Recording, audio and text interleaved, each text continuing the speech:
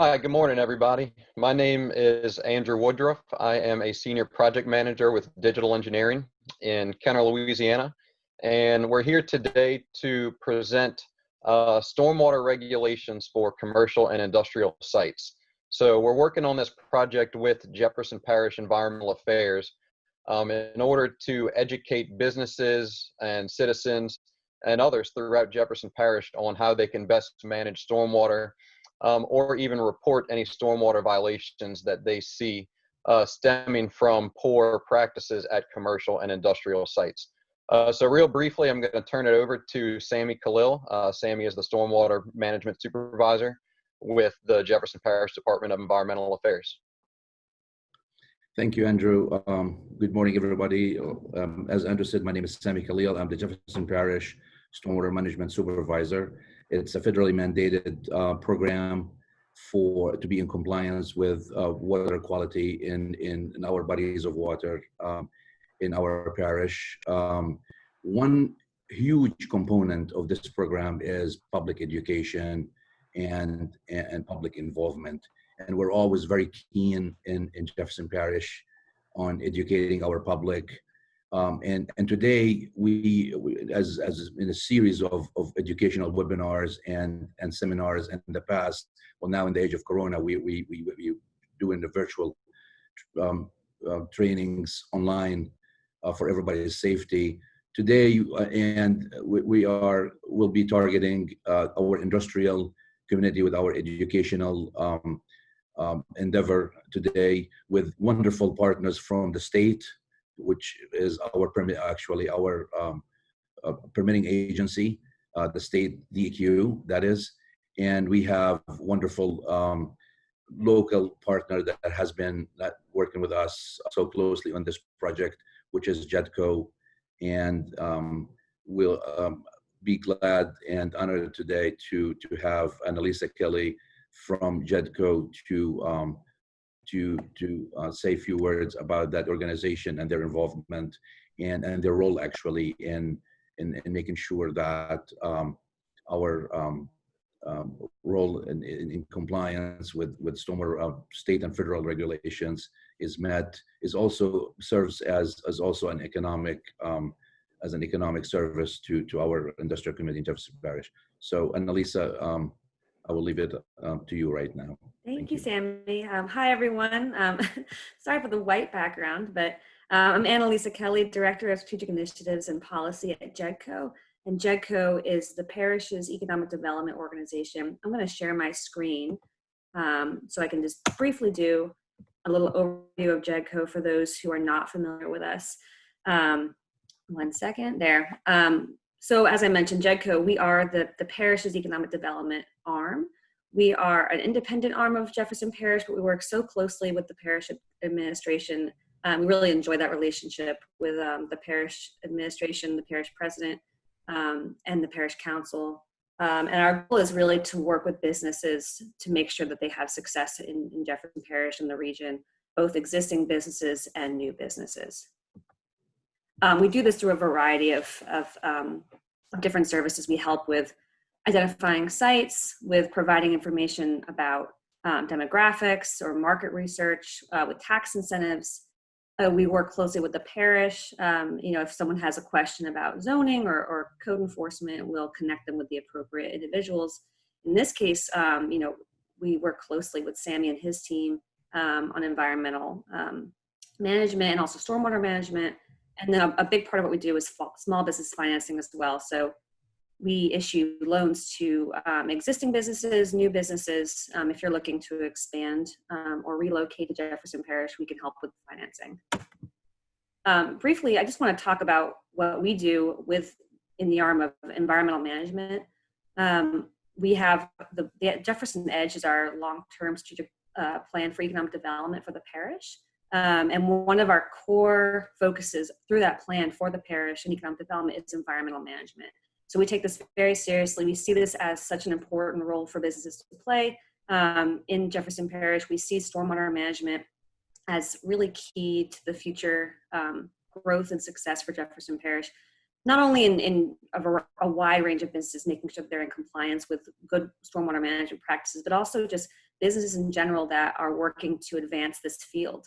Anything that has to do with ensuring, progressive environmental practices. We see that as such a great role for this region.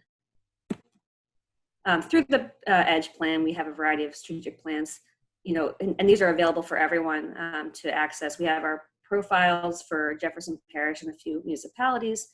We have the EDGE plan, which is our overall strategy. We have housing stock plans. And these are all here as a resource to guide the parish and guide us, and also guide businesses. And then real quickly, while I'm here talking about our partnership with the parish, I just want to share for anyone listening to this about an upcoming grant we have with actually LDEQ to do a brownfield inventory in Jefferson Parish, specifically on the West Bank, Avondale, Bridge City, Marrero, Oswego. We're looking to understand better the kinds of properties out there that might fit into this. This, of course, is any property that might be contaminated. And as you can see on this screen, it's a wide range of different types of sites. Really, previous gas stations or, and anything that could possibly have contamination on the right side of the screen. We'd love to know in case there's any possibility of redevelopment. And then briefly, I just want to touch on another major initiative is the Churchill Technology and Business Park. This is kind of the biggest part of, or the biggest greenfield development in the South Shore of the Greater New Orleans area.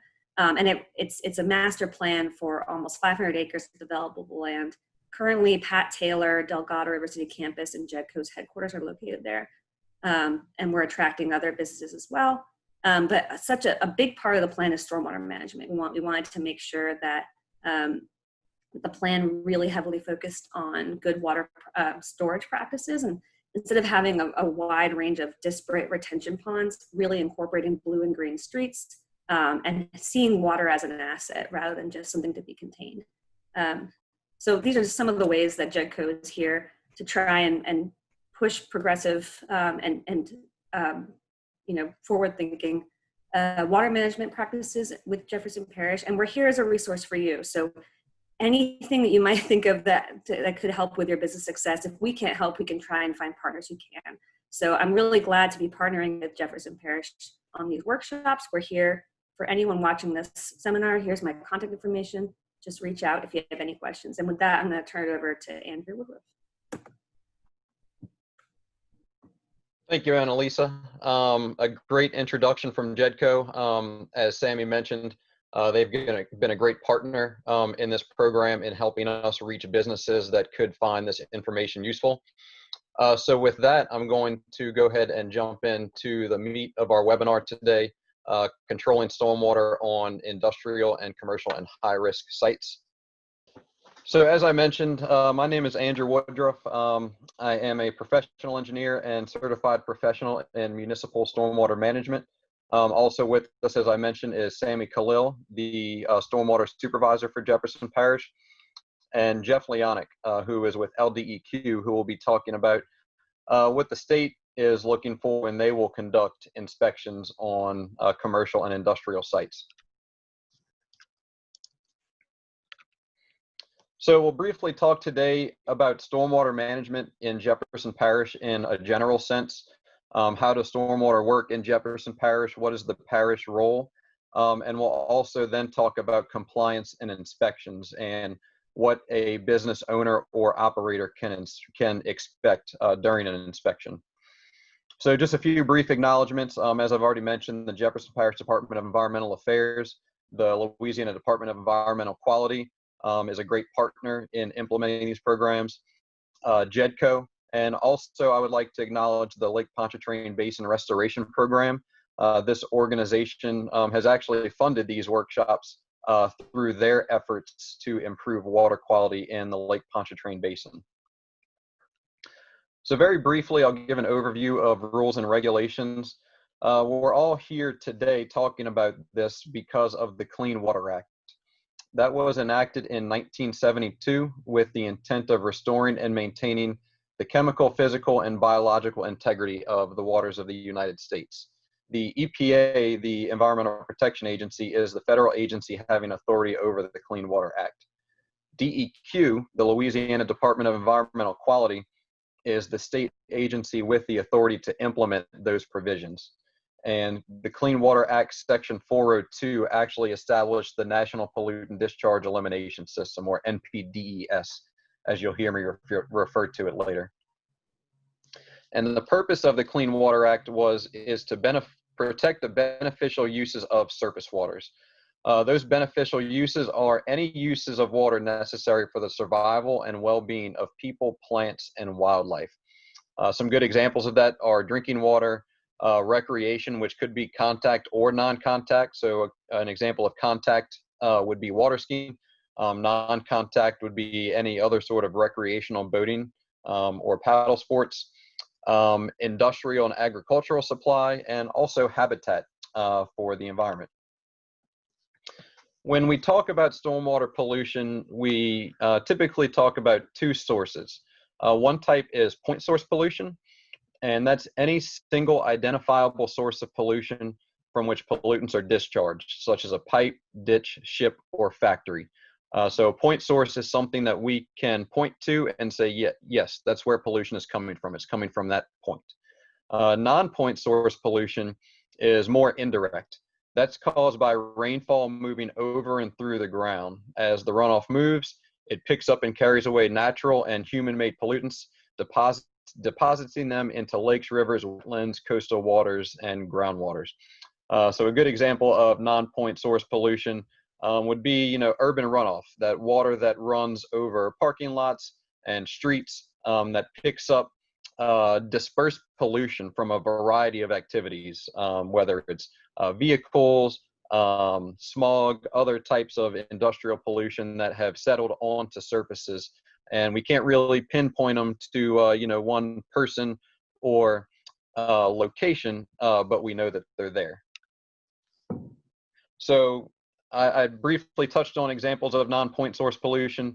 So that would be things such as excess fertilizers, herbicides, and insecticides from agricultural lands and residential areas, oil, grease, heavy metals, and toxic chemicals from urban runoff and energy production, sediment from improperly managed construction sites, crop and forest lands, and eroding stream banks, and also bacteria and nutrients from livestock, pet waste, and faulty septic systems.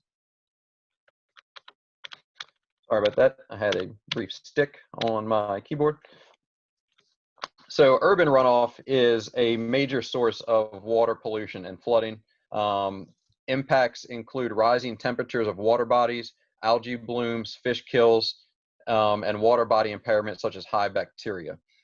Urban runoff is typically associated with a municipal separate storm sewer system, which I'll explain in just a minute. So when we talk about urban runoff in the greater New Orleans area, one of, I guess, the best reminders of that is the Bonnet Carré spillway. The past few years, the U.S. Army Corps of Engineers has had to open the spillway more often than usual. And that's a reminder that urban runoff is increasing. Now, there are certainly other environmental factors and climatic scenarios that are contributing to the opening of that spillway. But one of the visual reminders of urban runoff and some of the pollution that's associated with it is now, as the spillway is opened more and more often, we're seeing more and more algae blooms in Lake Pontchartrain, typically associated with the excess nutrients that are being put into the Mississippi River, all up and down the basin throughout the country. And those excess nutrients contribute to algae blooms in the lake, which then lead to die-offs, low oxygen levels, and also reduce the beneficial use of the lake for contact recreation. So that's just one reminder of how urban runoff impacts us in Southeast Louisiana. I briefly wanted to give an example of how these water bodies are tracked by DEQ for their beneficial uses. So what I have shown here is a report from the DEQ integrated report for water bodies. This is the Lake Pontchartrain Basin, and what I have shown here is the map for designated use for primary contact recreation. So all of these different colors that you see are different water bodies that are tracked by DEQ. The water bodies that you see in blue are fully supporting the designated use for primary contact recreation. If you see something in red, that means it's not supporting the designated use. So those water bodies currently per DEQ are not safe for primary contact recreation. You see some purples and yellows, and those are some incomplete data sets there. So when I go to the next slide, you'll see the same map, and you'll see a lot more red on there. So this is the same basin, but this is designated use support for fish and wildlife propagation. So not primary contact for people, but actually for fish and wildlife. Fish and wildlife have different needs when it comes to the water bodies. And as you can see, a very large portion of the water bodies in the Lake Pontchartrain Basin are red. And there could be any variety of reasons why they're not supporting fish and wildlife propagation. In the instance of the south shore of Lake Pontchartrain in Jefferson Parish, and even into Orleans Parish, is low dissolved oxygen. So I'll move my pointer here to these canals in Jefferson Parish. The dissolved oxygen levels in those canals are typically pretty low, which is not good for fish and wildlife in that area. So that's just an example of how DEQ is tracking these things throughout the state. So I mentioned before in MS4, what is an MS4? That's a municipal separate storm sewer system, essentially the parish's drainage system. We call it a separate sewer system, which is different than a combined sewer system. Throughout the Northeast and Midwest United States, you'll see some more combined sewer systems where all of the rainfall and sewage goes into the same system, same pipes. It all goes to a water treatment plant and is then treated before being discharged to the environment. In Jefferson Parish, and really throughout a majority of the Southeast and also throughout other areas of the country, we typically have separate systems where our drainage and sewage goes to two separate systems. The sewage goes through sewer pipes to a sewer treatment plant where the water is then treated up to environmental standards and released to the environment. The rainwater, on the other hand, is discharged through a series of pipes directly to water bodies where it then enters the environment untreated. And that is why we are so concerned with the MS4 permit. So just to give you a brief example of how this works in Jefferson Parish, I've taken a brief screenshot here off of Google Earth. Here you can see the suburban drainage pump station. So this is one of Jefferson Parish's perimeter pump stations that pumps water out of the parish and over the levees and flood walls that protect us from storm surge from hurricanes and other tropical events. Down here, you can see this is Clearview Shopping Center. So if we were going to talk in terms of urban runoff, we have a lot of parking lots here, roofs and whatnot, where we could have urban runoff, heavy metals and oils and greases from vehicles being deposited.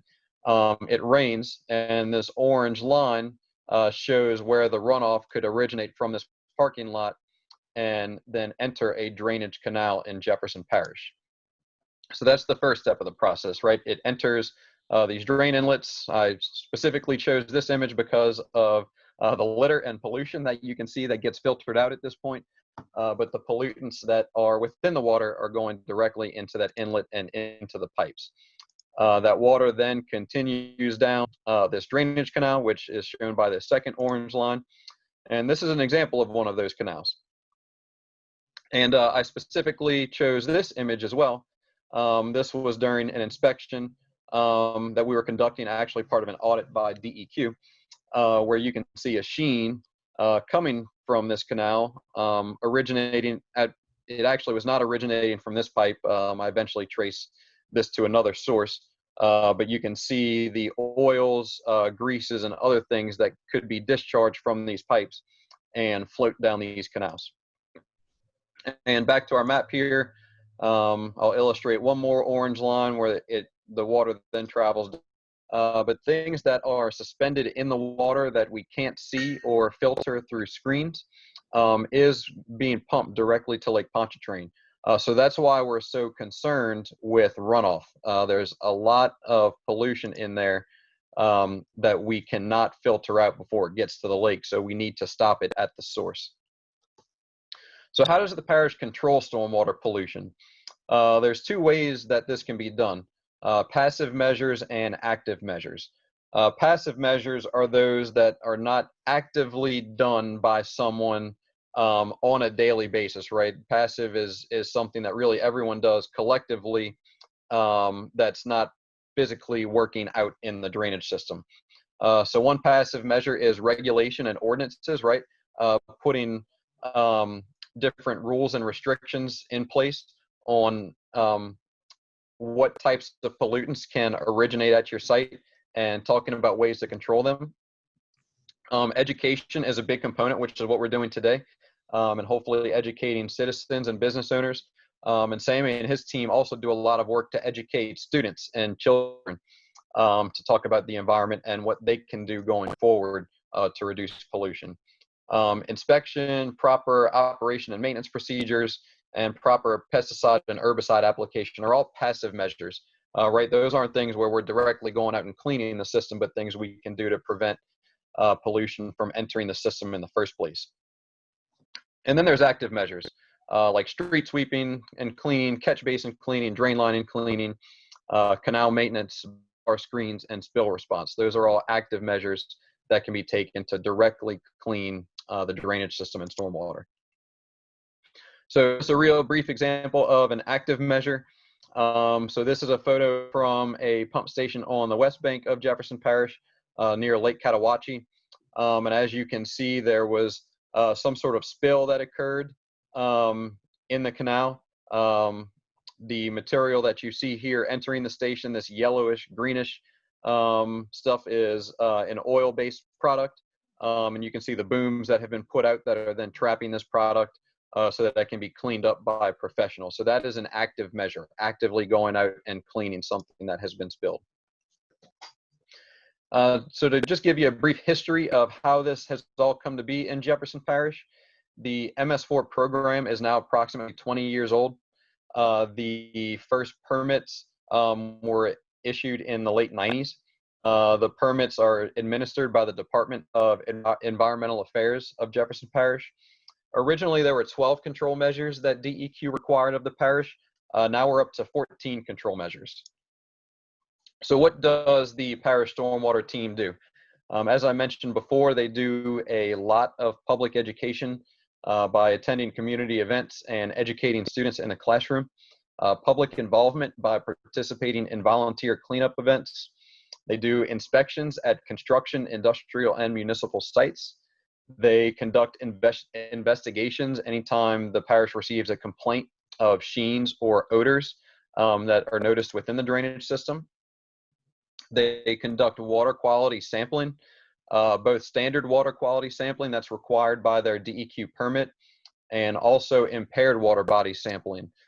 Previously, I showed the maps of the, I won't say impaired water bodies, but water bodies that are not fulfilling their designated use. If that impairment is severe enough, then the parish does do active sampling so that they can trace the impairment to hopefully specific sources so that they can then be eliminated. The stormwater staff trains the rest of the parish staff on stormwater regulations and also train construction contractors and businesses. The team also does enforcement by issuing violations and attending hearings. And just to briefly quantify all the work that they do, they are not a large team by any means, but they get a lot of work done with the staff that they have in place. So inspection and maintenance of catch basins, the parish executed over 1,400 work orders in 2019. 179 work orders of inspection and maintenance of drop inlets, vacuum truck cleaning of drain lines, catch basins, and drop inlets and manholes. As you can see, almost 310,000 linear feet of pipe, almost 30,000 catch basins, 3,000 drop inlets, and 1,000 manholes cleaned. In 2019, they completed 5 spill control plans for municipal facilities. That is done on an ongoing basis for all facilities that require them by federal and state regulations. Also, repair and maintenance of canals. We're looking at almost 70,000 linear feet of canals maintained just in 2019, 44,000 cubic yards of solids dredged, and over 1,100 tons of trash removed just in 2019. Also, investigation of 166 complaints of illicit discharges. So that's citizens contacting the parish and letting them know what they see, and then the Jefferson Parish Stormwater team going out and investigating. The team also completed over 600 dry weather screenings in 2019. So those are screenings of canals and areas for pollutants that could be entering the drainage system. 341 wet weather screenings, which are done during rain events or immediately following rain events, and 60 inspections of INHR facilities, industrial and high risk, which we're going to be talking about today. And finally, they inspected a total of 133 construction sites to make sure that construction contractors were properly controlling stormwater. And I mentioned public education, which is a huge component of the program that the stormwater team is very proud of. And they conducted 55 water quality presentations at 9 schools throughout the parish, so that really the future business people of Jefferson Parish know how important it is to preserve stormwater quality and what they can do to do that. So the parish does not do this totally alone. Within their DEQ permit, they do have co-permittees, and those co-permittees are typically cities or state agencies that also operate within the boundaries of Jefferson Parish. Those being the cities of Kenner, Harahan, Westwego, and Gretna, and also the Department of Transportation and Development. And each co-permittee is responsible for their own program and policies and procedures. And they may differ they may differ by municipality. For instance, the city of Kenner, at a minimum, has to abide by all of the stormwater regulations that Jefferson Parish does. But each one of these cities, if they choose to, can be more strict on certain areas of concern that are, of particular concern to that municipality. So I would advise you, if you're doing business in within any of these city limits, do consult with that city's administration to find out if there are any additional regulations that you do have to comply with within the city limits. So that wraps up my introduction into stormwater management. I should have mentioned earlier, I know that this is a lot of information. We will have all of our contact information at the end, so if you have any specific questions on how things work, you can certainly reach out. So now we'll transition into compliance and inspections. I'll briefly tell you who and what it is, and then I'm going to turn it over to DEQ and Jefferson Parish to talk about how they actually conduct inspections. Who and what is compliance? So I've talked a lot today about DEQ and also Jefferson Parish, who are the state regulatory authority and the local regulatory authority implementing stormwater requirements. But I also have included this picture of citizens doing a public cleanup in the parish. In my opinion, the public is one of the most important parts of stormwater compliance. There's far more citizens throughout the parish than there are regulatory authorities. And ultimately, the citizens, the business owners, school children, all of us that live and work and play in Jefferson Parish are the ones who ultimately have to live with any pollution that enters the water bodies. So citizens do have the ability under the Clean Water Act to see anything that they suspect is foul, to report any businesses or odors or sheens or litter or any other sort of pollution. So I want to remind the public and business owners that you do play a huge role in water quality compliance. So you've heard me talk a lot today about rules and regulations from DEQ and the parish and whatnot about stormwater quality. So I wanted to give you a brief graphic of just how everything works and how it ultimately funnels down to the citizens and businesses of Jefferson Parish. I spoke earlier about the Clean Water Act, which originated a lot of these regulations. And the Clean Water Act designates the EPA as the federal agency having authority to implement these measures. The EPA then delegates that responsibility to all of the states. Nearly all of the states have the authority to implement the measures of the Clean Water Act. There are a few states that do not do it on their own. They have assistance from EPA, but Louisiana is one of the delegated states with all of the authorities given in the Clean Water Act. Sorry about that, I had a stick on my screen. So the Department of Environmental Quality then can delegate that responsibility to the local authority, which in this case is Jefferson Parish, and it is also delegated to the other parishes throughout the state. So if you are watching this webinar from a different parish, conducting business in a different parish, do consult that local authority for what their stormwater regulations are.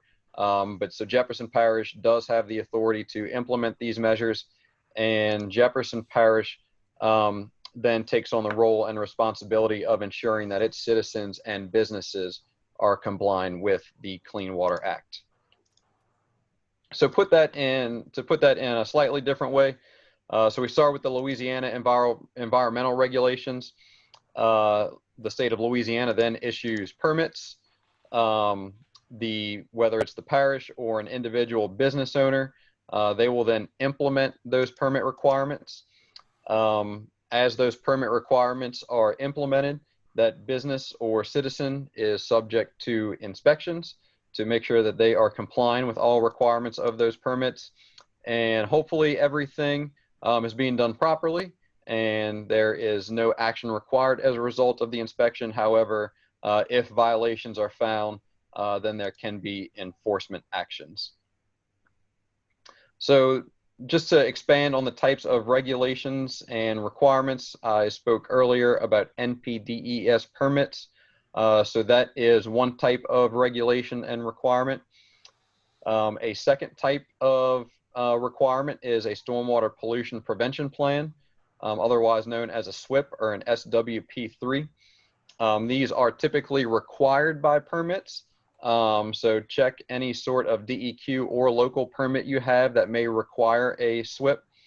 And a third type of regulation slash requirement I want to bring to everyone's attention is a spill prevention control and countermeasure plan, an SPCC. And the SPCC is required federally by EPA for any facility that stores over 1,320 gallons of oil-based products. And I will touch on that a little more here in this slide.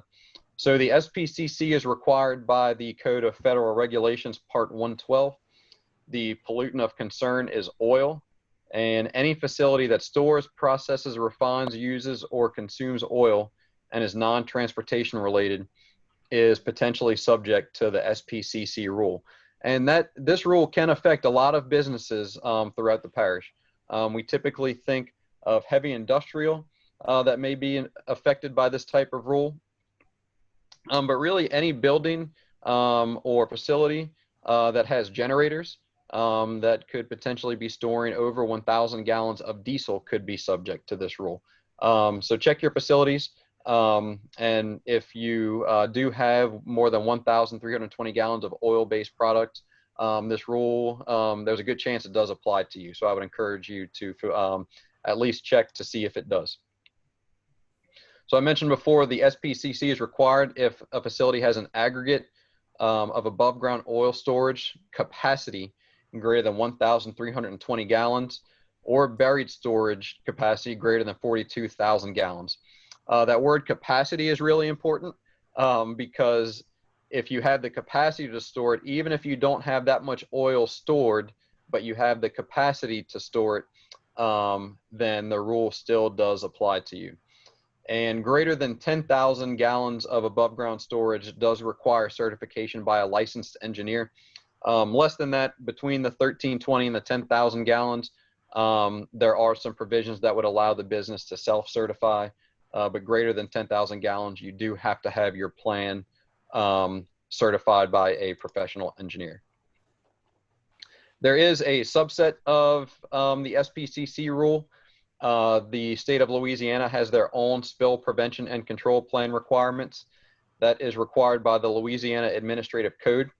And that is a little more far-reaching in that the state of Louisiana requires that all liquids that have a reportable quantity and are listed in the notification regulations and procedures for unauthorized discharges are required. So those are additional chemicals such as ammonia, chlorine, hydrochloric acid, etc. And their rule is greater than 660 gallons in a single container or 1,320 gallons in aggregate in a single location. The good news is that the SPC format is generally the same as an SPCC, and a single plan that meets both sets of requirements can be used, so you don't necessarily have to have two plans and do it twice. You can use a single plan that meets all requirements. So you have heard enough of me talk today. So now we'll jump into inspections, where we'll cover types of inspections, who will inspect, and some examples of what those inspections may look like. So from here, I'm going to turn it over to Jeff Leonic with DEQ, who will talk about DEQ's inspection process. Okay, thank you, Andrew. I'd like to thank Sammy Khalil from Jefferson Parish Environmental for having me here today to explain DEQ's role with controlling stormwater runoff from commercial, industrial, and high-risk sites. As Andrew mentioned, my name is Jeff Leonic from the Louisiana Department of Environmental Quality Southeast Regional Office, and my regional office encompasses Jefferson Parish. We are their regulatory authority. So this portion of my time, I'll explain LDEQ's role in regards to the types of permits issued by LDEQ and what we look for during the inspection. So let's get into it, and we'll talk about the types of sources that DEQ regulates. So the NPDES stormwater program regulates some stormwater discharges from three potential sources. First source is municipal separate storm sewer systems, which is MS4. The second is construction activities. And the third are industrial activities. Now, operators of these sources might be required to obtain an NPDES permit before they can discharge stormwater. This permitting mechanism is designed to prevent stormwater runoff from washing harmful pollutants into local surface waters. Next slide. The source number one, the MS4, we just talked about, is a conveyance or system of conveyances that is owned by the state, city, town, village, or other public entity that discharges to waters of the U.S. This is designed or used to collect or convey stormwater, for example, storm drains, pipes, ditches that end up going into our canals around this area.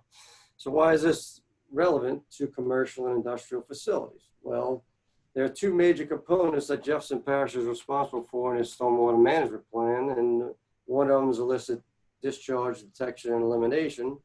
And just a few examples of that, if people are familiar with illicit discharges, but it can be septic tank discharges, laundry wastewater discharges, improper waste oil disposal, improperly placed pesticides, fertilizers, cooking grease and drains, etc. So the second one is construction and post-construction stormwater management. So as stated, that DEQ regulates Jefferson Parish's MS4 permit. Now, if you're wondering if Jefferson Parish is following their MS4 permit, or just happen to have Jefferson Parish's stormwater management program, well, this is their permit. This is required by their permit. It's pretty thick. They do an excellent job. And that DEQ reviews every year when we do our inspection of Jefferson Parish. Next slide, please. So the source number two is stormwater associated with construction activities. There are two construction activities that are permitted through DEQ. One of them is the LAR 100,000, and that's stormwater discharges from construction activities of 5 acres or more. They're applicable to construction projects that will disturb at least 5 or more acres of land, and construction projects that will disturb less than 5 acres of land, but are part of a common plan of development that will disturb 5 acres or more. And the second permit is the LAR 200,000. I go back one, please, Andrew. Is the LAR 200,000, and that's stormwater discharges from small construction activities equal to or greater than 1 acre, but less than 5 acres. Next slide. So in the LAR 100,000, the permit requirement is you must submit a notice of intent, that is a permit application. We'll call it the NOI. And the facility is able to discharge within 48 hours after mailing in the NOI to LDEQ. For the LAR 100,000, you must develop and implement a stormwater pollution prevention plan. The SWIP must be signed, certified, and implemented when earth disturbing activities begin. The other permit, the LAR 200,000, no notice of intent is required, no permit application is required, but you must download the permit from the LDEQ website. So if you go to DEQ's public website, under water and permits, you can download that permit there. So in that permit, you also must develop and implement a stormwater pollution prevention plan, and that SWIP must be signed, certified, and implemented also when earth disturbing activities begin. So now we get down to the industrial activities. This will probably capture a lot of everyone looking at this webinar today.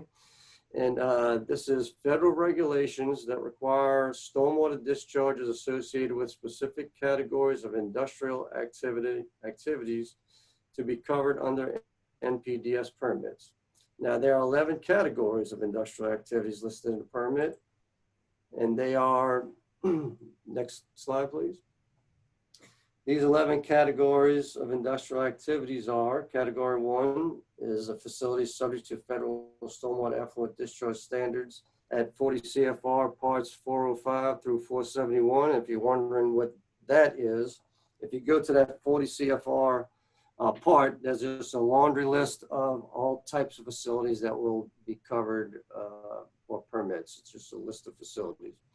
So category 2 is heavy manufacturing, paper mills, chemical plants, petroleum refineries, steel mills, foundries, etc. Large facilities. Category 3 will be coal mining and oil and gas exploration. Category 4 will be hazardous waste treatment, storage, and disposal facilities. Category 5 will be landfills.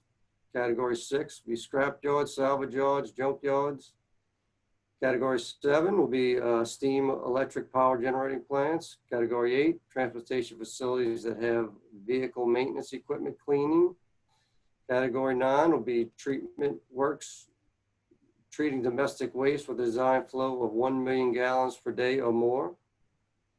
And category 10 are construction sites that disturb 5 acres or more. And category 11, which will be all light manufacturing. For example, it'll be food processing, printing and publishing, electronic and other electrical equipment, manufacturing, public warehousing, and storage. Okay, so here are some permits other permits that DEQ has that have stormwater requirements in it. And some are the LAG 30,000, and that's discharges from vessel cleaning operations. The LAG 110,000 are for cement, concrete, and asphalt type facilities. The LAG 330,000 are for oil and gas exploration and production facilities, mainly offshore, but there are a bunch of facilities onshore that require this. The LAG 470,000 is for auto dealer paint body shops. The LAG 480,000 are the light and light commercial facilities, and those will may be applicable for the multi-sector general permit, which we'll talk about in a second. The LAG 490,000, a sand and gravel pit operation. LAG 700,000 is the exterior vehicle wash water mobile facilities. All these facilities will have a SWIP requirements. Okay, so permits continued. When you fill out this permit application that DEQ has, there is a rating worksheet. So this will classify a facility as a more substantial pollution contributor. And your permit will not be a Louisiana general, an LAG permit, it'll be a LA site-specific permit. So if your application worksheet has a higher number, you will be classified as a major industrial facility. That's like refineries, chemical plants, et cetera, or maybe a major sanitary facility of greater than 100 or greater than 1 million gallons per day. It's a very large sewer treatment plants. If you're just a tier underneath that major facility, you'll be classified as a SIG minor, and it'll either be industrial or a sanitary facility. Next slide, please. So let's get into the multi-sector general permit. This is another permit that DEQ has, and this permit is limited to stormwater discharges associated with the sectors of industrial activities based upon the standard industrial code classification, which is the SIC code, and industrial activity code summarized in table 1, which the table 1 is in the MSG permit, as well as any discharge that LDEQ identifies as appropriate for permit coverage that is not listed in this table. A description of the types of facilities needing coverage in table 1 is timber products, landfills, auto salvage yards, scrap recycling, land transportation, warehousing, shipyards, food products, rubber, plastic, manufacturing industries, and leather tanning, et cetera. There is a large group of facilities that's in this table 1. So if you have a facility, you'll need to look in there and see if your facility is listed. Next slide, please. The MSG standard industrial classification explained. If you're not familiar with it, this is what it is. What is an SIC code? The standard industrial classifications are 4-digit codes that categorize companies by the type of business activities they engage in. For example, of a sector and an SIC code in table 1, I just picked one, and this is sector E, which encompasses glass, clay, cement, and concrete and gypsum products. So if you look at the 3271 through 3275, it is concrete, gypsum, and plasters, and that will show where how your facility is classified, and you can go to that within the MSG permit. Next slide. Here are some other requirements. If your facility is described in table 1, you must submit a notice of intent. That's the application. You must implement a stormwater pollution prevention plan, the SWIP we call it. You must conduct quarterly visual monitoring, and your requirements may be benchmark monitoring, sampling, and or effluent limit guidelines, ELG. Now, if you have benchmark monitoring values as far as your requirements, they are used to determine the effectiveness of your best management practices, BMPs. Exceedances of these benchmark values are not permit violations, but they do require corrective action. So if you do not meet those limits, you must find out what the issues are at that outfall and conduct corrective actions to get that within the permit limits. Now, if you have effluent limit guidelines, then you must collect annual samples for the entire term of the permit, and exceedances of limits are permit violations, which are subject to enforcement, and corrective action is required. And continue monitoring until limit is met. You must continue monitoring till you get back within your permit limits. So next slide. So this is an example in the permit of benchmark monitoring or effluent limits and guideline monitoring. And if you look in sector E, which is at the bottom, for glass, clay, cement, concrete, gypsum, You will look at, our example was 3271 to 3275, and this one has benchmark monitoring. So if you look at TSS, that's 100 milligrams per liter, and you take your sample, and if you're above that, you got to find out what the issue is and take corrective action. And so that's what you have to do and submit that. If you, this is not required effort limit guidelines, so you do not have to do that for this sector. Now, if you have an MSG permit, a facility is otherwise required to obtain an LPDS permit for stormwater discharges by SIC code may qualify for an exemption if the operations meet no exposure conditions. So if you have a facility and you keep your containers under cover or within containers where rainfall cannot come in contact, you may qualify for no exposure. Next slide. So no exposure means no industrial material or activities exposed to rain or other precipitation. All materials and activities are protected by a storm-resistant shelter, which includes handling equipment or activities, loading and unloading of raw material, industrial machinery, raw materials, intermediate products, byproducts, final products, waste, etc. Now, if you need help with this no exposure guidance document, you can visit the EPA website that you see on the bottom, and you can write that down and go to that, and it'll help you with this guidance document. So this is an example of what is on the no exposure checklist. If you have a SIC code and facility qualifies for no exposure, a signed certification statement must be submitted to LDEQ every 5 years. So if you fill out that checklist and we give it a blessing, you've qualified, but you have to do this every 5 years, because if conditions change and no exposure, and if no exposure no longer exists, the facility must submit a NOI, an application for coverage under the permit. Now, applicable permits are the multi-sector general permit and LAG 480,000, which you can get this no exposure classification. Next slide. So, what does DEQ look for during a stormwater inspection? So, for construction industrial stormwater checklist, we have a checklist that we go to the facility with. And what we'll look for is, does the facility have permit coverage? So we'll see if you need permit coverage, and if you don't have a permit, then you will need to get one. In general, we'll review the stormwater pollution prevention plan and make sure all the components are included. We'll see if you have erosion controls in place, and does your SWIP describe structural or non-structural controls to prevent, reduce discharge of pollutants to stormwater.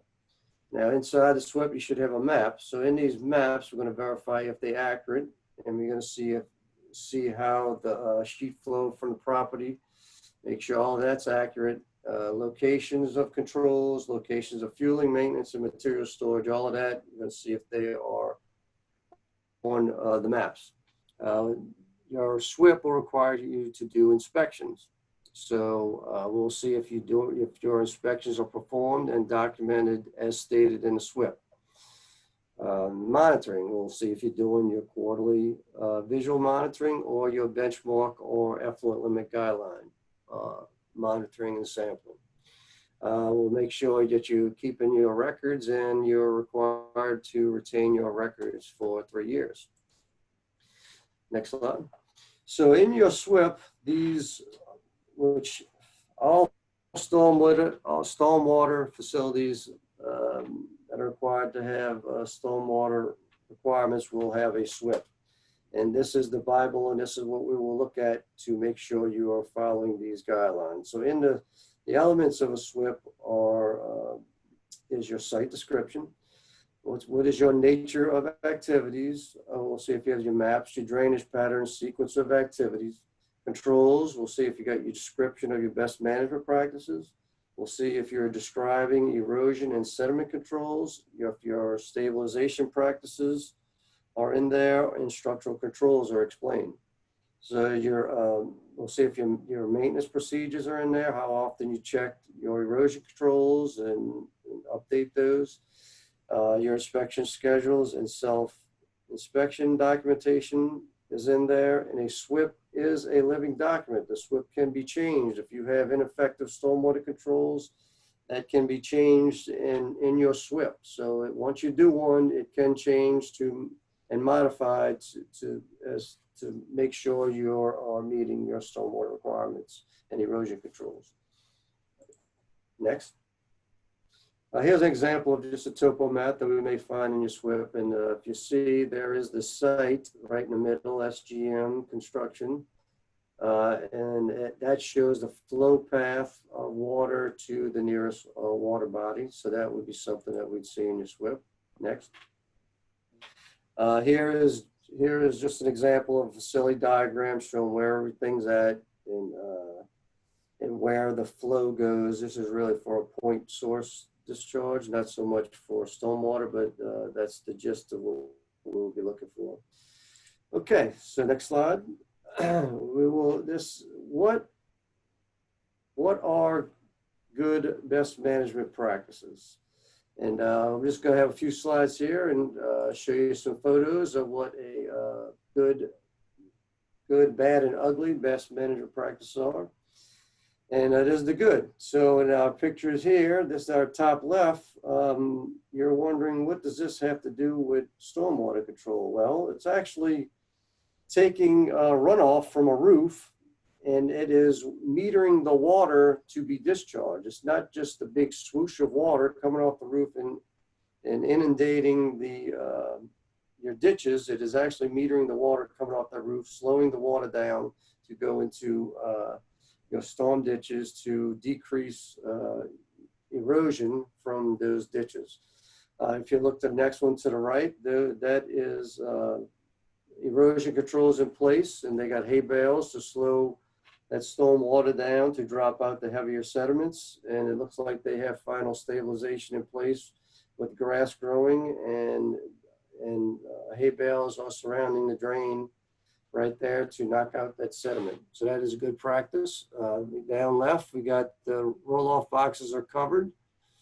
And the bottom right is, that is a non-structural control, where that is water flows into that and is slowed down via, they got a little garden right there and rocks, and that slows the water down and gets that sediment to settle out prior to moving down the discharge line. Next. Here's some other examples of some good BMPs, and there is, you can see the top left, the containment area, where if there's any drips, go to that containment area right there and is captured, and can't go to a storm drain. And there's a little picture right there. It looks like there is a silt cover on top of a drain, and that's to prevent sediment from entering that drain. At the very top right, that is a gate that they keep closed, so the operator can visually inspect the gate, make sure there is no sheen or any oils within that ditch that they can take out prior to opening that gate. So below that, those are some drums and 5-gallon buckets stored inside and on drip pans. So that's a good BMP. And then below that, there's your secondary containment for tanks, and you may find that in their SPC plan also. And in the bottom left, that is another gate, so they can inspect the discharge prior to opening the gate. And the bottom is covered. You can see where they put their used oil in those drums, but they can cover it to keep rainfall from entering those drums and overflowing. So next slide, please.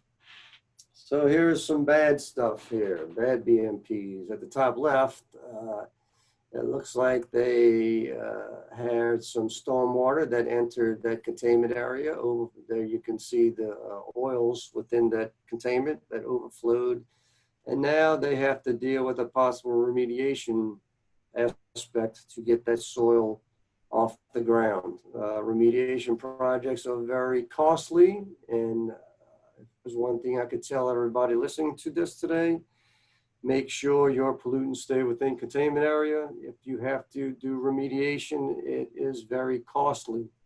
So make sure you keep your pollutants within these areas. To the right, there you can see oils going into the stormwater.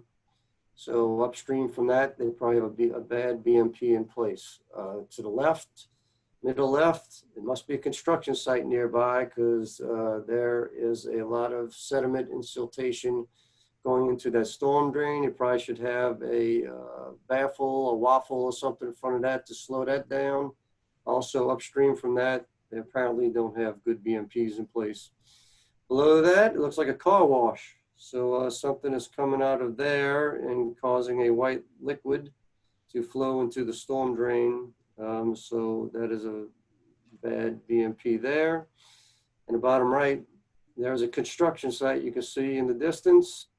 And if you look in the middle, there is a drain pipe, and it has sediment almost filled to the top. So they failed to put erosion controls in place and a series of hay bales possibly to slow that down to collect this prior to hitting that pipe. Next slide, please. Okay, the ugly. At the top looks like a recycling center that is outside. This probably should be in a large warehouse. And you can see wind, they just dumping it everywhere. Wind is blowing it around, and there's no telling if the light cordboard can be blown over the fence. So this is not a very good BMP for this center here. At the bottom left, that is an oil and gas production site on land. Terrible BMPs, their containment area for there might be a little compressor to the top right. They got a little heater treated to the left, and I see a bunch of 5-gallon buckets that are subject to rainwater entering them, and it just went all over the ground. So there was a terrible BMPs for that facility. So the bottom right looks like a tank farm, and that is some oil that is inside that tank farm.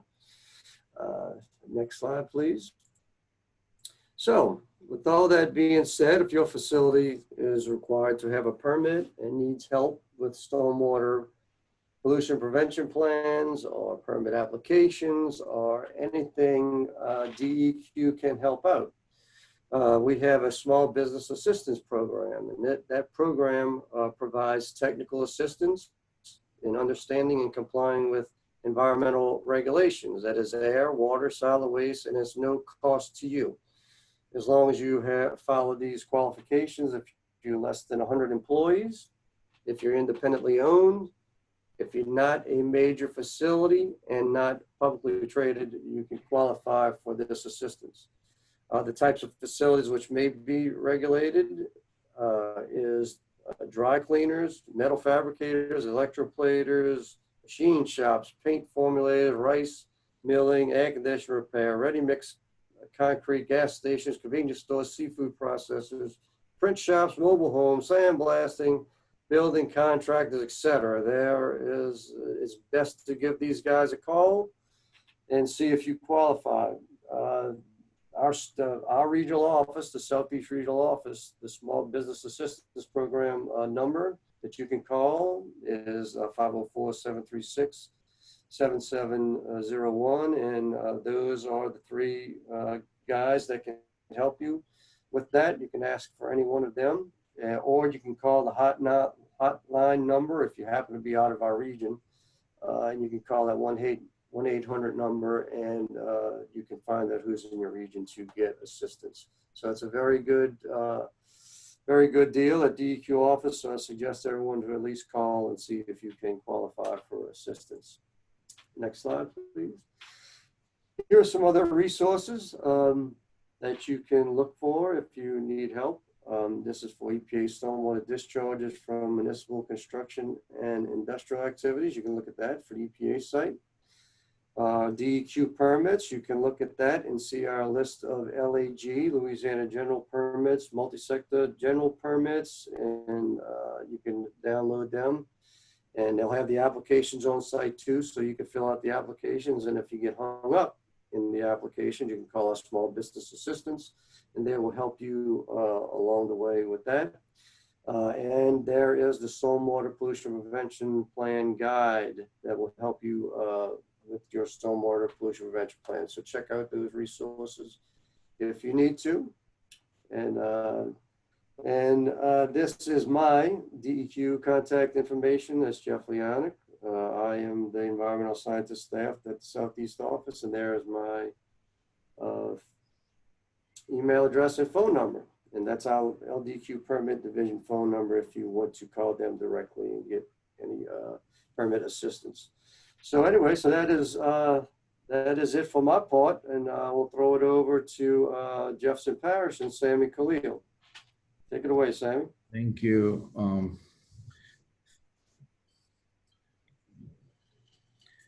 Thank you, Jeff, very much for being here today. And also thank you for your compliments.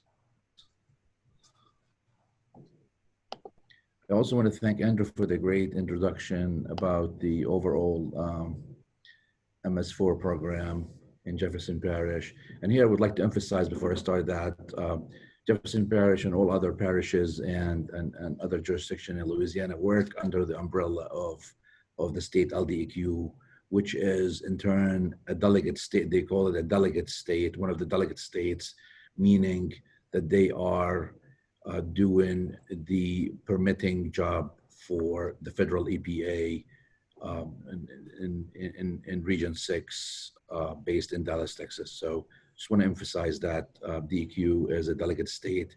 And if you ever call EPA for anything, they will automatically refer that concern or complaint Baton Rouge, and we'll deal with DEQ regarding any issue.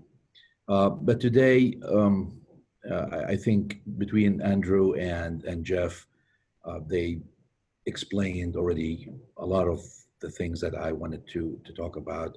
So specifically, I want to talk about Jefferson Parish's MS4 programs, industrial inspections and compliance, and what does it entail, and how can you be prepared, your facility can be prepared for that inspection.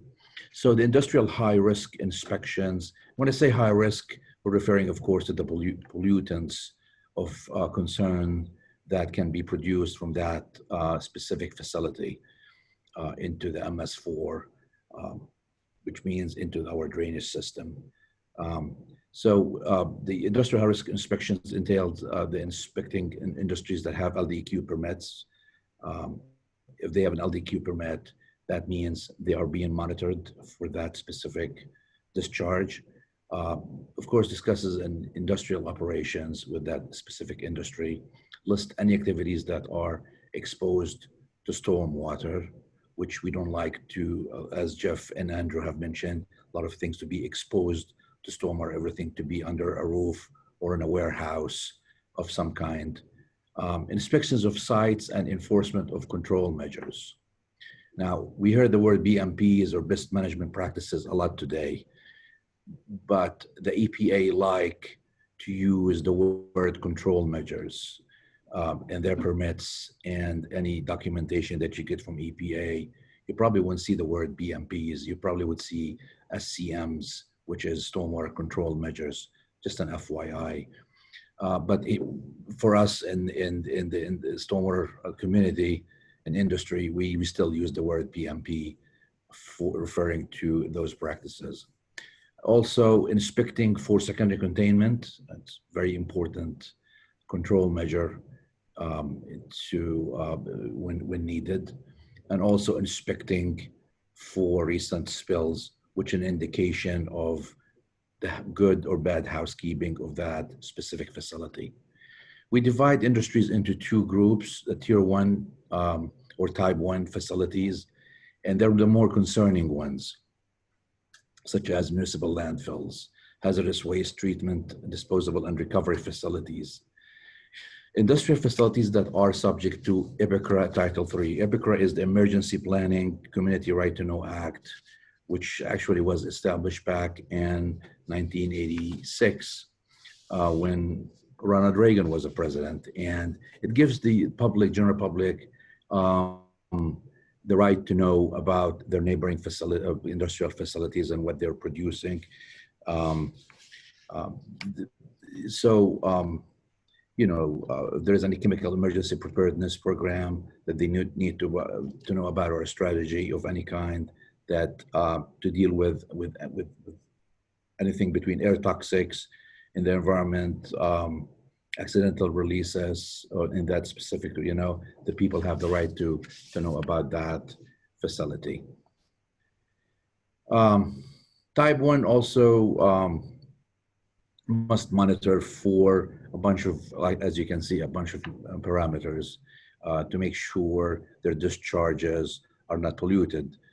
Any pollutants limited in an existing LPDS. We heard, I think, the word NPDS before from Andrew, the National Pollutant Discharge Elimination System. This is now would be in Louisiana specific to the Louisiana Pollutant Discharge Elimination System permit, which clearly Jeff just talked about in his section a while ago, including oil and grease, COD, chemical oxygen demand, the acidity or alkalinity of that discharge was the pH, the biochemical oxygen demand, the total suspended solids, and as you can see, TKN, nitrate plus nitrite, nitrogen, and all others that can be found under the 40 CFR 122.21 G73 and 4 and the Code of Federal Regulations. Now, the part 2 is, or the type 2 rather, industries are the one that are less concerning. When I say less concerning, I'm not taking them exactly off the radar. Still have to inspect these facilities as well. But you will notice that the monitoring process is not as stringent.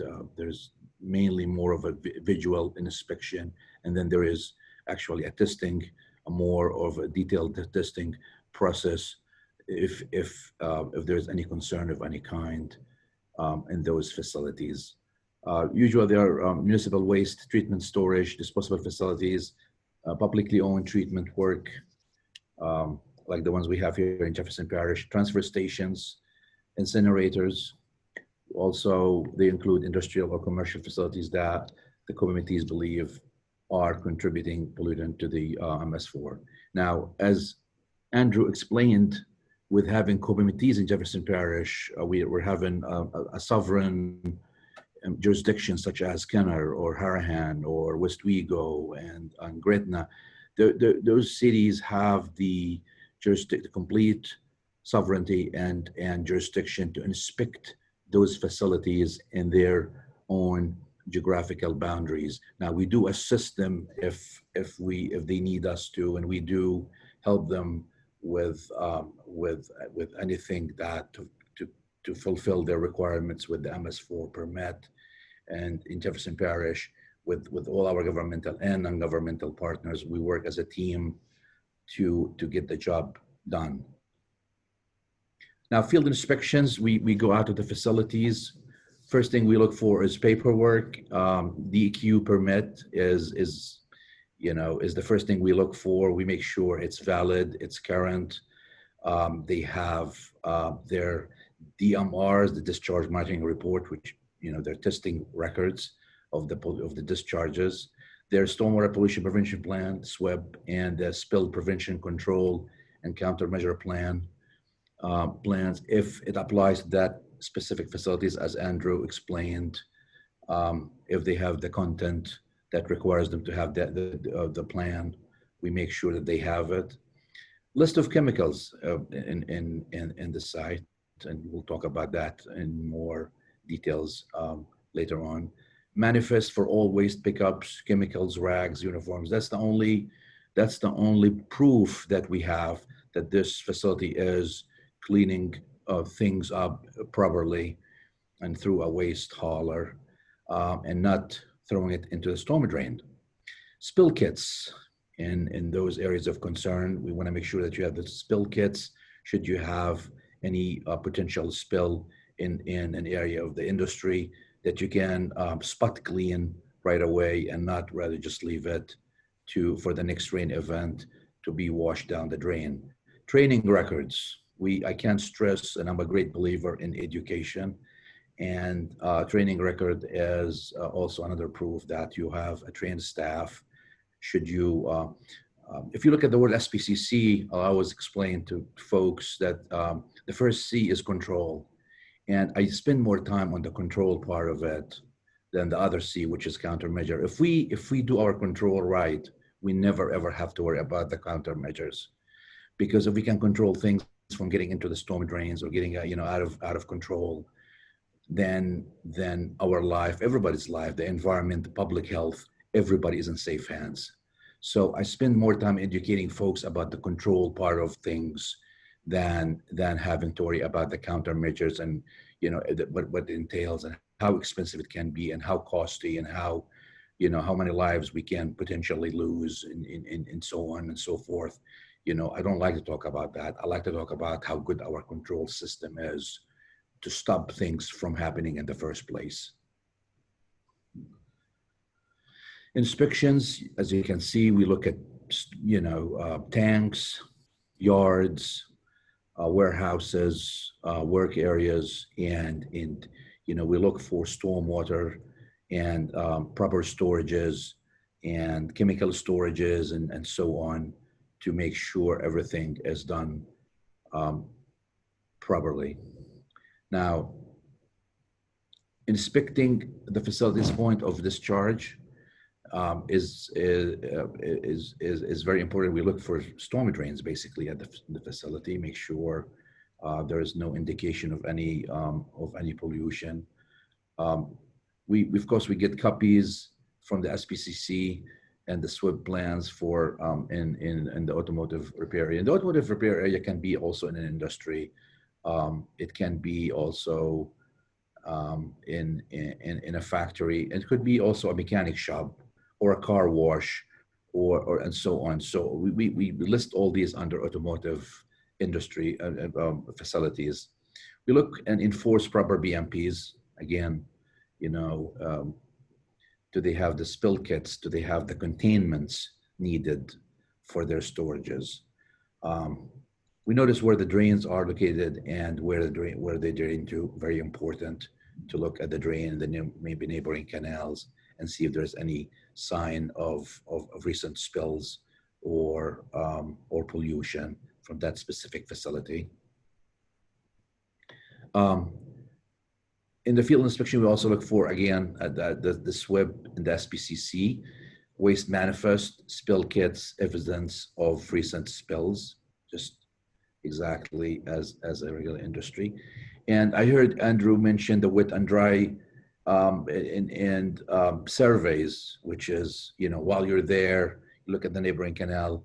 If it has been dry for 72 hours, no rain, guess what? We conduct a dry survey of that canal and make sure nothing is coming out or suspicious, discolored, so on, that we have to sample and try to track to the source to see where it's coming from, since we have no rain. If it's wet, we also look for those after the rain, for those discharge points in our canals to make sure nothing other than stormwater runoff is getting into the canals, to make sure there's no source suspect of any kind of pollution from that neighborhood. That could be from a residential, industrial, or actually we do it in all neighborhoods or commercial areas in Jefferson Parish. Our GIS maps and system can help us a lot, looking, tracking the manholes and where they start and where they end, and how they discharge to. And when we are seeing something coming out of a discharge pipe, such as this one on this Friday afternoon, I remember this, and tracking it back to the source can be an interesting job, just taking it one manhole at a time until you get back to the doorstep of that source, whether it's a house or an industry or a mechanic shop, it takes you right to it. The control measure PMPs, I know Jeff touched on BMPs. I will stress on them to minimize any pollution, originating from industries.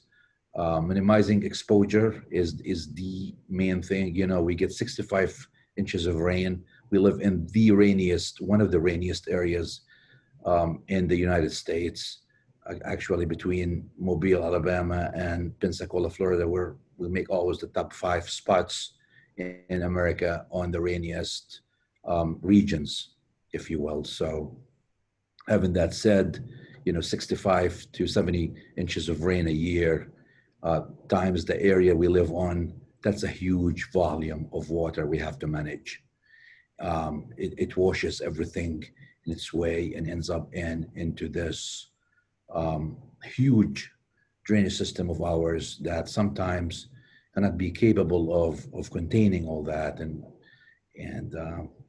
which makes us, really should be aware of, where we store things, where do we, what do we want to put under the rain any day of the week. So good housekeeping tops that list. Maintenance, I can't stress on good maintenance for the integrity of those tanks that we store things in, for the secondary containment that we store them in, for the integrity of our pipes. I always say if it wasn't for overlooking maintenance, we would have avoided the biggest environmental catastrophe in the history of North America, the PP spill. And we saw what happened in the last decade, and we will see it for years to come, the aftermath and the consequences, environmental, health, you name it, economical, just followed that huge catastrophe. So I can't stress enough good maintenance, routine maintenance in our facilities. We stress it in our Jefferson Parish facilities, our general services, our public works departments, our buildings in Jefferson Parish are very well educated, very well aware of how important maintenance can be. We want our general public to be the same way and follow those maintenance protocols and procedures to make sure that everything is in control, everything is intact, nothing will be spilled, nothing will go out of hand, and over the weekend on Saturday night and wake up Sunday morning or Monday morning to a catastrophe of its own. Spill prevention and response procedure in place. A good contingency plan cannot be wrong. We have to plan for the worst and train for the best. Erosion and sediment controls is another thing. With all the rain, guess what? We always talk about coast erosion, but guess what? We have erosion in our own areas that we live in. Sediment is getting into eroding, and sediment is getting into our waterways, and that's a pollution of its own. It minimizes the capacity of our drainage system by putting so much sediment in it, but also it pollutes it. Those sediment has metals, it has oils from parking lots, there's so much pollution in that sediment also. So it's a double-edged sword that's threatening our environment and our well-being in Jefferson Parish.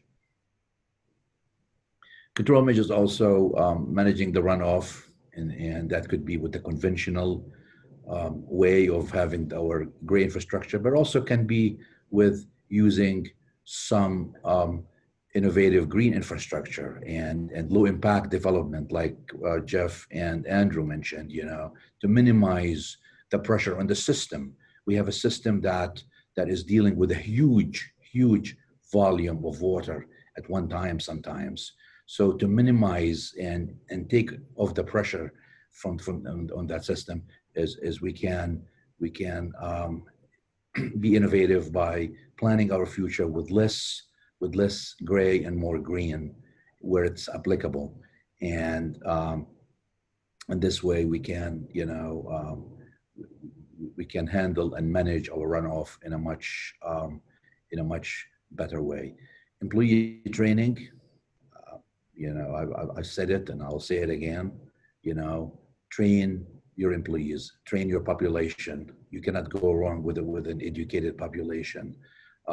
Give them an ownership in things. Every time we talk to the kids in a school or our citizen in a civic association or the lady down the street who's cleaning her yard, we always give them ownership into the system and say, this is your drain, this is your street, and I know our floodplain management, we worked together the other year to adopt a drain and adopt stormwater, name it after your name.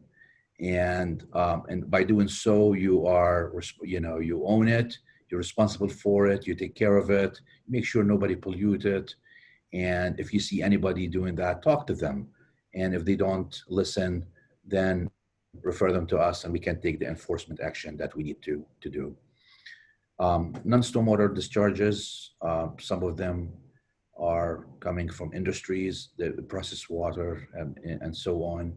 We have to monitor waste, garbage, and floatable debris, as we saw in Andrew and talked about all the floatable trash that ends up into the canals and ends up at our pump station. And here I have to commend our drainage department and our pump stations personnel who collect most of that debris, floatable debris, and hauls it to the landfill before it proceeds to our lake. And that's an extra job. That's an extra duty that a lot of people don't know about our pump station. Besides keeping us high and dry, they actually collect the trash in most of it, and thousands of tons of it in every year gets hauled off to our landfill. The dust generation and vehicle tracking is also another factor that we monitor for, and it ends up into our streets, our houses, our cars, and guess what? When it rains, it washes all of it into our drainage system. Triggering condition that actually also attracts our attention is permit. First of all, permit violation. When we check the DEQ EDMS site and see that a permit violation, such as an authorized release of discharge in this facility, or an exceedance or violation of numeric effluent limit. After all, at the end of the day, we're doing all this to protect our water quality. So those numbers have to be within the limit that they are supposed to be in. Inspections find that control measures not properly operated and maintained. That's another triggering condition that makes us want to inspect that facility and make sure that they're doing their utmost to be in compliance. Also, an indication of potential problems such as significant charge in the facility operation changes the quantity or nature of pollutant discharge. If a facility decided to increase the size of their processing facility or build an extra building or something, we need to know about that, and we need to approve it. The DEQ needs to approve it before it's done. Exceedance of benchmarks, again, that's another exceeding of a numeric effluent limit that we have to be aware of. Now, the deadlines for the corrective actions, within 24 hours, describing the problem identified, documenting date, problem identified, and And of course, it has to be, a phone call has to be made to the state and Jefferson Parish and 911, and everybody actually gets the information immediately, and we inspect that facility. Now, depending on the severity of the problem, within 30 days, the facility has summarized corrective action taken to be taken, or the basis for determining, the basis for it, determining also that no action is needed if that's the case, documenting the date corrective actions initiated, completed, or expected to be completed, and modification to control measures must be made before the next storm event. And that's very crucial because sometimes you see that spill is in a street or in a parking lot or something, and we have a rain coming tonight or something. I would like that to be cleaned before then, if possible, or at least contained. I want some guarantees that that oil is not going to make it into that storm drain.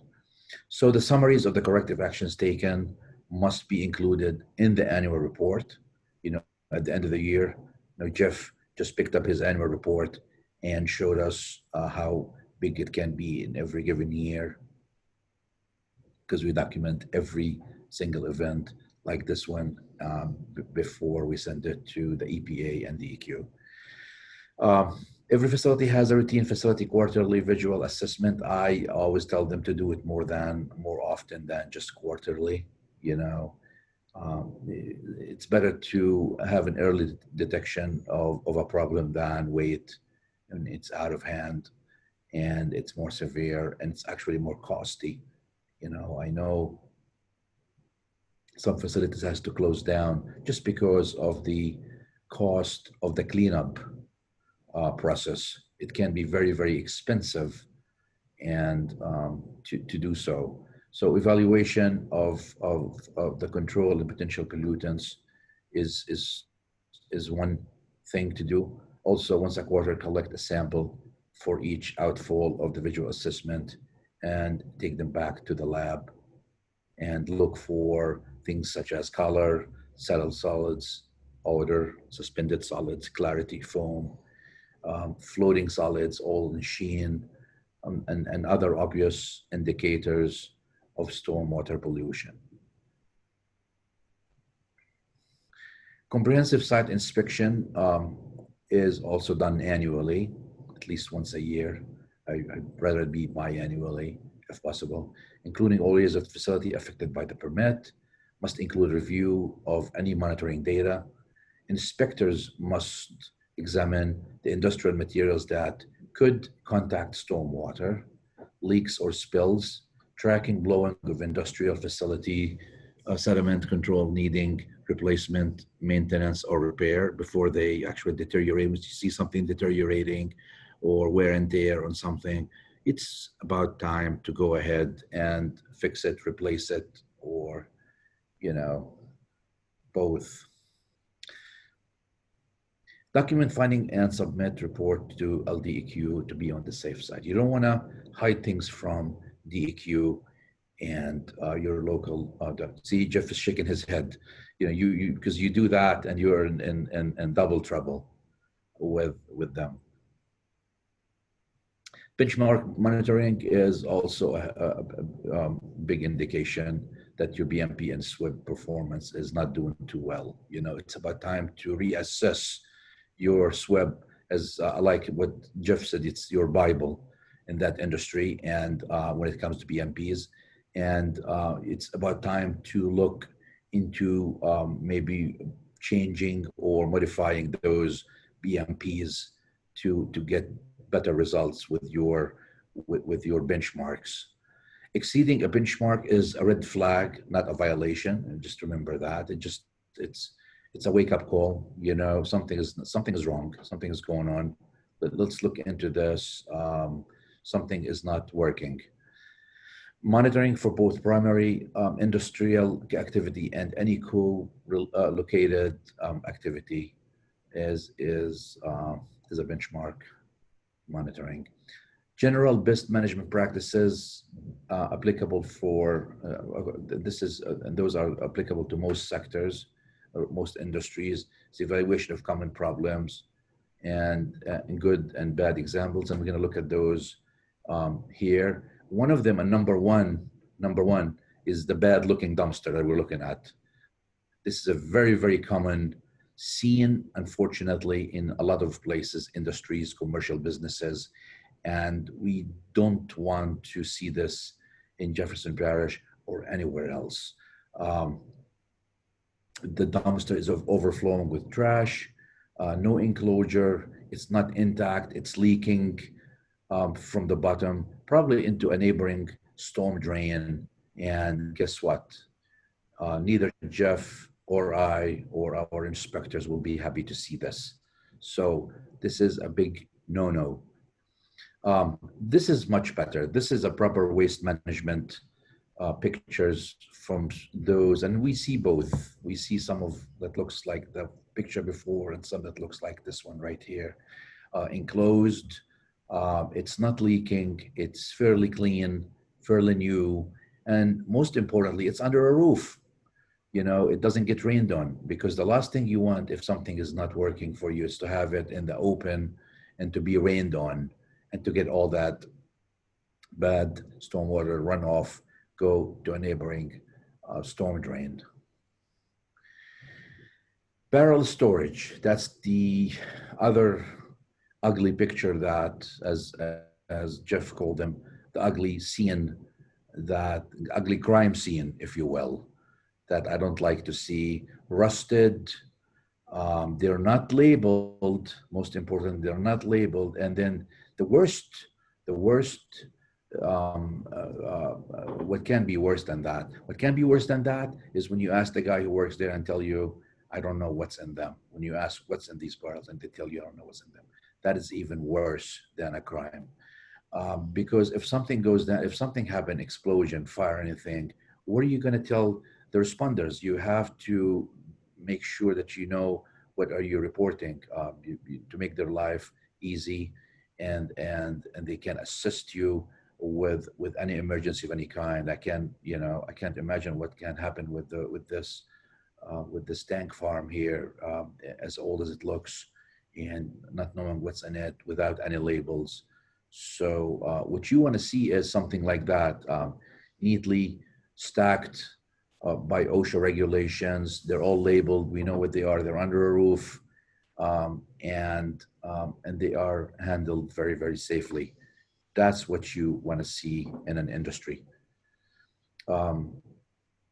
Tanks, you will see all kinds of tanks. You'll see steel tanks, you'll see concrete tanks, you'll see fiberglass tanks. The important thing is they are protected by either being, if it's a double steel tank, then that's okay. That's a secondary container of its own. But if not, other than that, then you would want to see it into a secondary containment, a concrete secondary containment, as you can see, which can contain at least 110% of the biggest tank in that farm. Again, the federal regulation is 100%, the state regulation is 110%, and the extra 10% is because we get so much rain in Louisiana, so you have to allow some storage, extra storage, should we have rain during that. And, you know, when it rains, it pours sometimes, and bad things all happen at one time sometimes. So we always calculate for the worst case scenario and make sure that everything, spilled material can be containable in that storage. Loading and offloading areas is a very, very famous area for being spills. Simply because people, you know, load or unload, and they make it as a smoke break or a trip to the restroom or something, and bad things can happen then. You know, I always tell people that is not a time for a break. You know, loading and offloading, you have to give it your full attention. Not only the driver, but a personnel from that facility have to be present with that shipment truck and accompany them until that job is done. Collection of wash water is not easy, but we made people in parking lots sometimes and facilities that have issues with oil spots and other automotive fluids or any kind of pollution of kind to clean them without having without getting the wash runoff to get into the storm drain. And that's not cheap and it's not easy, but that's why your control measures have to be very, very solid in the first place. Auto salvage companies can be good and bad. I've seen some of both. Some good practices, containment areas are intact. Their cars are emptied out of automotive fluids and stored into their proper storage tanks. And so, and everything is stored under a roof. So that's okay. Scrapyards and recycling, I think Jeff touched on a recycling facility that was out of order.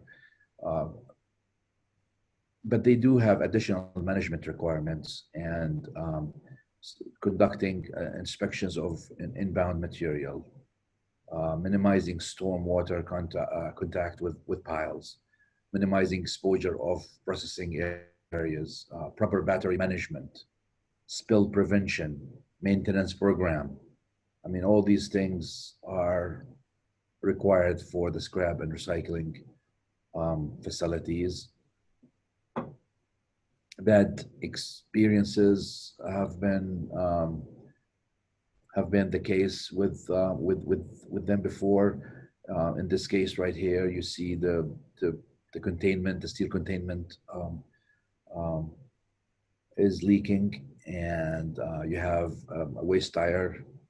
Problem with waste tire, that one of the biggest problems probably in the state of Louisiana is rain, as much rain as we get, and rain accumulates inside the tire and gives the mosquito a safe haven to offspring and reproduce and gives us all the problem that mosquitoes does. And that's the last thing we want to have. So under-rimless tires have to be contained inside the containment, inside the building, or tarp, basically tarp until you haul them somewhere. But also you could see the oils and the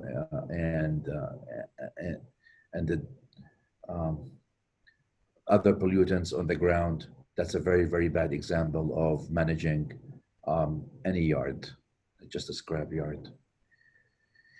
And finally,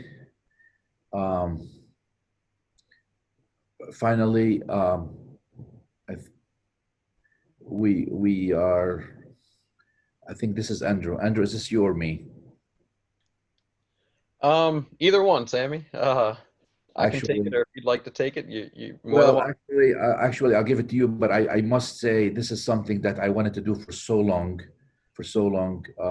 and Jefferson Parish has been very compliant with state and federal regulations when it comes to stormwater management, and we have been an award-winning program for the last 10 years or so from state and federal and non-governmental organization. We're very proud of what we do to our citizens. We're very proud of our citizens for what they do for us, being our eyes and being our extra inspectors that we don't have out there.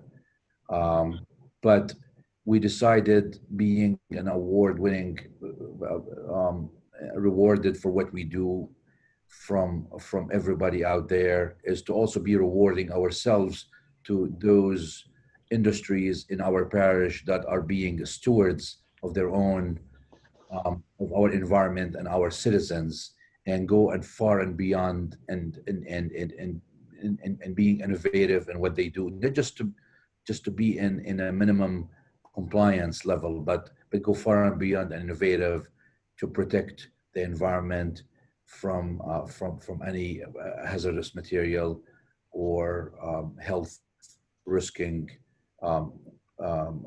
pollutants that may be produced at their facility or anybody else's facility. So we decided And Andrew, you may want to touch on the criteria and the panel and the timing of this stewardship award, that we're very proud to announce it, and coming soon to be announced, I think, in the fall. Andrew? Sure. So as Sammy mentioned, as we were developing this educational series, we thought it'd be a great opportunity to recognize businesses and industries in Jefferson Parish that are managing stormwater in innovative or exemplary ways.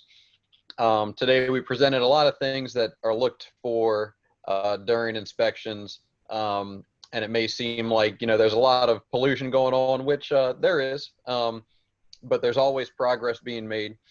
And there are a lot of businesses and citizens and industries that are doing a fantastic job at innovating and doing their part to prevent stormwater pollution. So we want to recognize those businesses. We're trying not to, we're also trying to include all businesses in this award program, large and small, looking at ways that they are conducting community outreach and educating the public and or their employees on how to manage stormwater and prevent pollution, and also innovative techniques. So we're currently finalizing the application process and also the awards selection committee that will be as balanced and unbiased as possible, made up of technical and maybe some academic selection committee members. So all of that's being finalized. You can expect the application process to begin in fall of 2020. So in just a few months, with the first awards issued in spring of 2021, and the winners will be recognized by the Jefferson Parish Council. So you'll get, some nice recognition in front of parish leadership and in front of your peers and in front of the citizens in Jefferson Parish, so that you can be recognized for the work that you're doing. And I think, Sammy, if you want to click through the last few slides, we have just 2 more. Yes, we got more resources. EPA Industrial Stormwater Fact Sheet for your use. We have more resources if you like.